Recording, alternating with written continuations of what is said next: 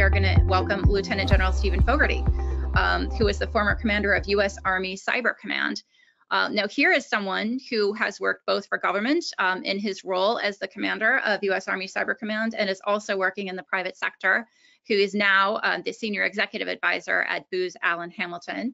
And he's going to be joining us here in just a moment to talk about preparing for the future of cyber warfare, specifically in the Indo-Pacific region. So retired Lieutenant General Stephen Fogarty, welcome. It's nice to have you here.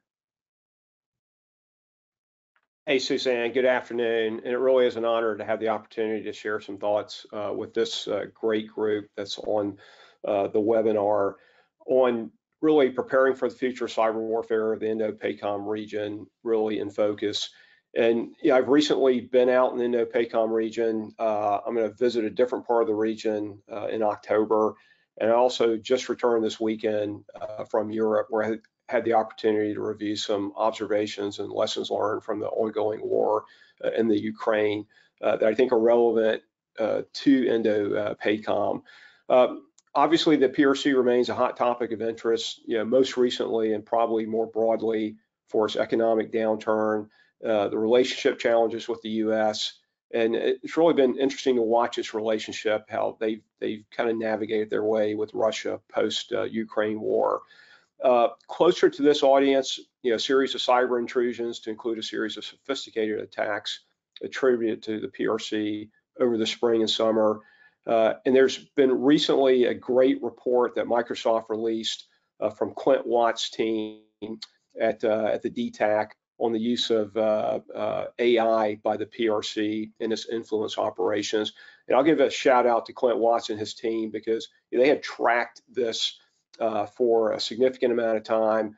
What I think is really fascinating about the work that he does and his team is that it's all unclassified. So there's no classified material, and it's very comprehensive. And I think it's definitely worth a read for those who are on the webinar this afternoon.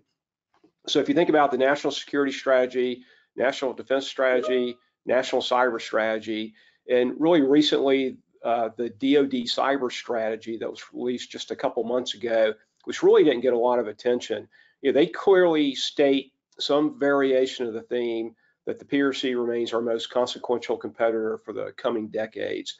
So, Secretary Austin has called the PRC the pacing threat. General Nakasone describes the PRC as the department's pacing challenge in the cyber domain. And so what does that really mean, pacing challenge? So it's defined as they're the only country with the intent to reshape the international order, and increasingly the diplomatic, economic, military, and technological power to do so. So we have watched, and Matt just did a great job describing how they've increased their cyber capacity and capabilities, their persistence, but most importantly, they've demonstrated an increased willingness to employ that full range of capabilities as a means of coercion short of conflict. And they're doing that to achieve a full range of national objectives.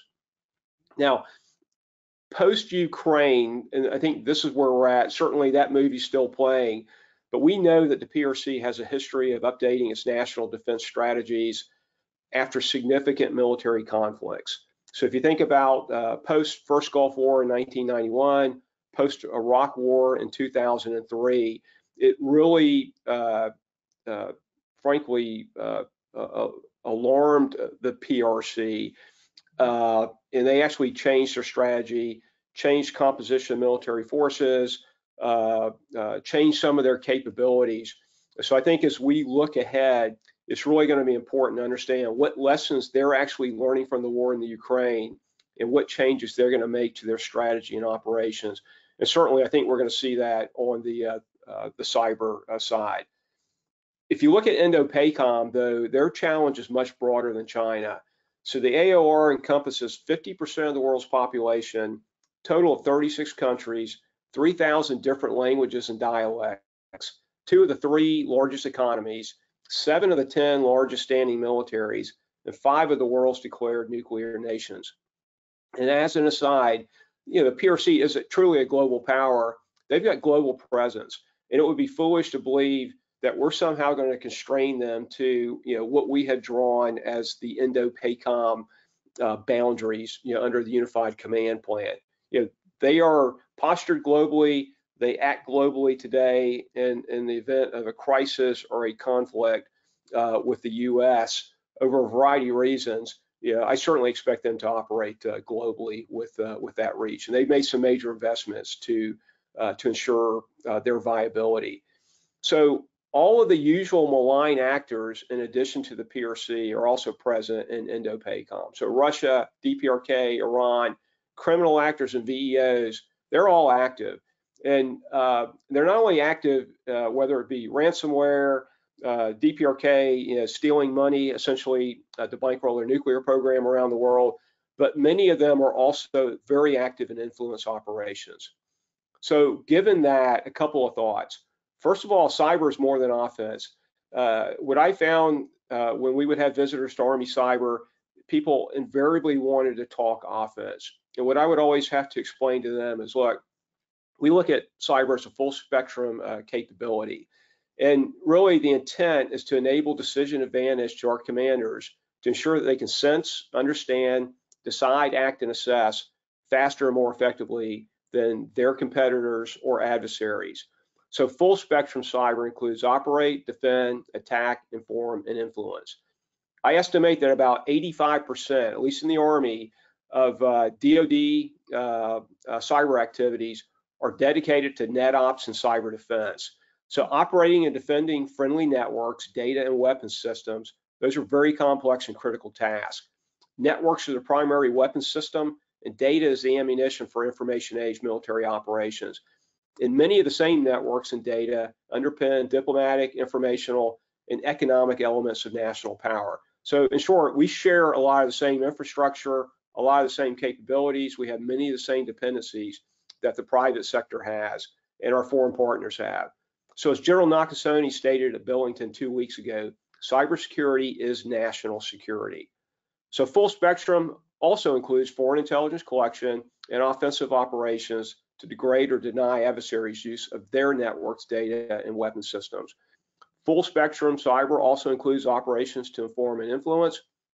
So challenges across Indo-PACOM include this great dependency on the commercial telco providers, undersea cables, commercial satellites, ISPs, all of which are vulnerable and pose significant threat militarily, economically, in particular. And so this is a really wicked problem for the command and for the U.S. You think about the long supply chains. This idea of contested logistics becomes very real and a significant concern. And many of those links are almost completely commercial. In some cases, they are completely commercial. The ability to integrate offensive cyber operations effectively with joint fires and maneuver is a challenge, not just for Indo-PACOM, it's for all the COCOMs. But there's a difference in Indo-PACOM. Part of it is speed, part of it is scale. And I'll tell you, that is another wicked problem, wicked challenge that they're facing. The ability to effectively enable and or leverage cyber capabilities and capacity of foreign partners are an important part of the U.S. response to malign actors and malign behavior around the globe. Very, very challenging language, different levels and different capabilities of security. And so we have to enable some partners, and we want to be able to leverage other more capable partners. The ability to compete effectively in the information environment. I think what Quint has laid out gives an idea really of the evolution of PRC activities in this space, not only in the region, but globally. And if you think about part of the task, a lot of people knocked Russia really hard for what they consider the ineffective IO program that they ran. I have a different view. I think his principal audience was not Ukraine, it was the Russian people, and he's been able to keep them on side.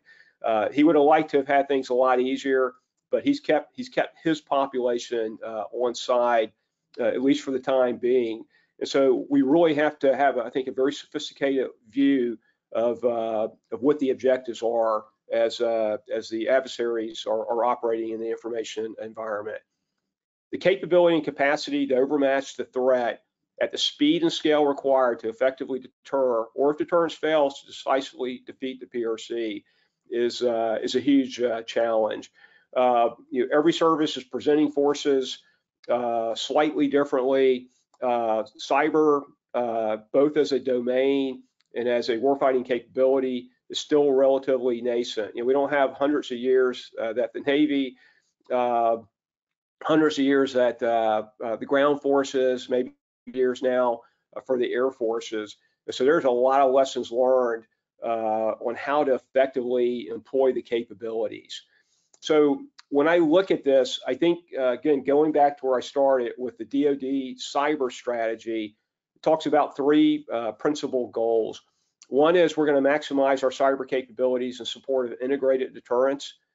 The second is we're going to campaign in and through cyberspace below the level of armed conflict to reinforce deterrence and frustrate adversaries.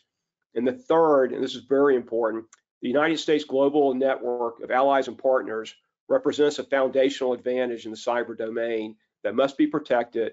And I think that's very critical, particularly given the diversity of this audience, that academia, the commercial sector, our foreign partners, they have great capabilities and great ideas. There's also some vulnerabilities, and our way to actually provide capability as Indo-Pacific looks at those wicked problems I described is really coming together, understanding the environment, and then presenting viable solutions. So I'll stop there, and I'll come back to you, Suzanne, for Q&A. Thank you. I very much appreciate it. I feel like we've just had a kind of a master class in Indo-Pacific and cyber. It's fascinating to get kind of your insights on this. And we've heard a lot from the speakers already today, from the FBI, from the Department of Justice, about the importance of that public-private sector relationship. And you mentioned foreign partners as well already. I'm curious, though, I want to go back with just like one question that I have. You mentioned right off the top that after every major conflict, China has learned lessons. I'm curious, so with the most recent conflict, which is still ongoing, of course, in Ukraine, what cyber lessons in particular do you think that China is walking away from this conflict? Yeah, I think, well, I don't know what they have actually taken. What I would think that or expect them to take, and this is where even within our community, there's a wide variance of opinions on how effective Russia has been. I think context is important to answer this question.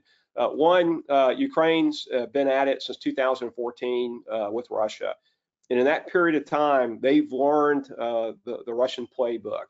They've had a lot of support from the commercial sector, from foreign governments who really have good capabilities that have helped them. So they've had a period of time to build some resilience. So if you think about the opening play, and again, I think they thought it was going to be a coup de main. It would be very easy. They weren't actually there to fight. They were there just to overwhelm, and maybe a little bit of fighting, but not obviously in the scale that this thing turned into. So I think their cyber plan kind of reflected that, right? They didn't take out a lot of infrastructure because they don't want to have to buy that or rebuild it after the fact. And so I think Ukraine's response is what I would expect the PRC to take away from this. I think that's thing one. Their assessment of Taiwan's resiliency, their ability to actually withstand an attack, and then carry on with essential functions. So critical infrastructure, critical warfighting communications, I think is very important. I think the information operations piece of this is completely intertwined, both in Russian doctrine and practice, and then in the PRC's doctrine and practice. And so I think the principal audience is going to be the Chinese people on both sides, because they look at it as one and the same.